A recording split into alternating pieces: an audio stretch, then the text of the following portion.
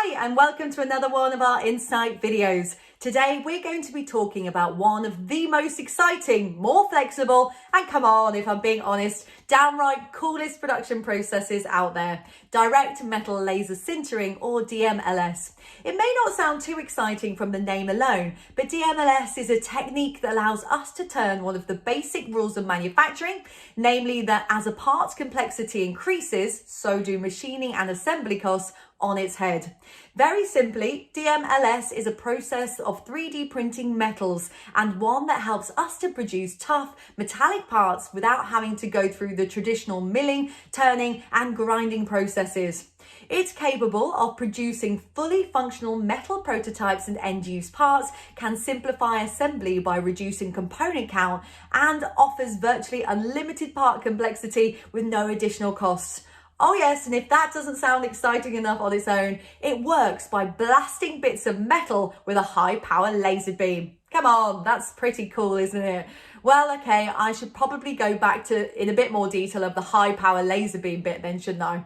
Well, actually, at a fundamental level, DMLS works by slicing your part models into paper-thin layers and then drawing them into a bed of powdered aluminium, Inconel, titanium, stainless steel, cobalt chrome, and other metals using the aforementioned laser.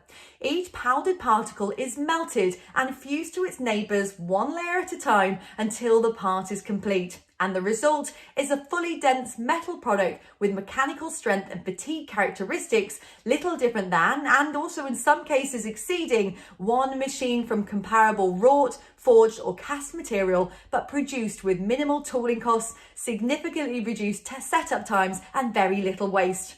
If that's all sounding a little bit too good to be true, well, there are a few limitations to the process.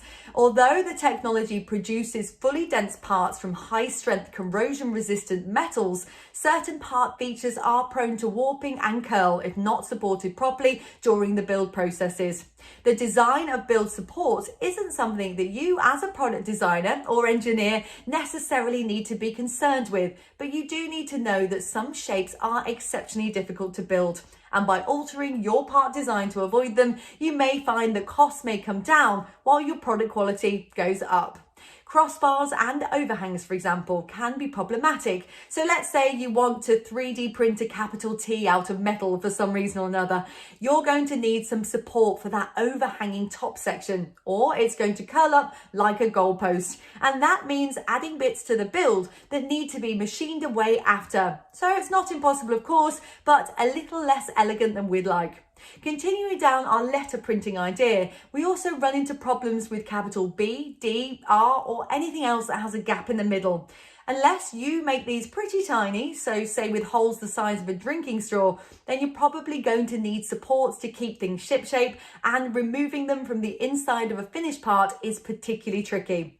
Of course, this is all assuming that we'll print them vertically, like we'd see the letters printed on the page, for example. But you can make things much easier for yourself by fiddling with the orientation and laying them on their backs. This way, all of the letters' walls would be vertical, with the only support being a series of interconnected vertical braces between the bottom of each letter and the DMLS build plate. Picture the scaffolding used to support workers during a building renovation. These are easy to remove whilst the build is complete and avoids direct contact with the large flat part surfaces that can warp or damage the build plate. Another potential limitation is the wall thickness. Anything below about 1 mm needs to maintain a height to thickness ratio of less than 40:1, or the structure may tumble. On the other end of the spectrum, very thick walls are wasteful and take a long time to build.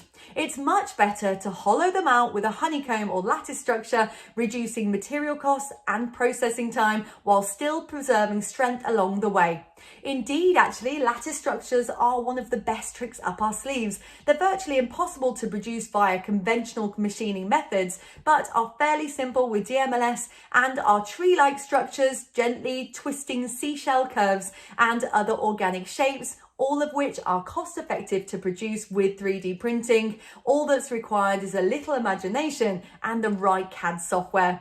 Right, well, I hope you're suitably impressed, because that's it for today. We'll have another video up next week, so I'm going to look forward to seeing you then, and have a great week.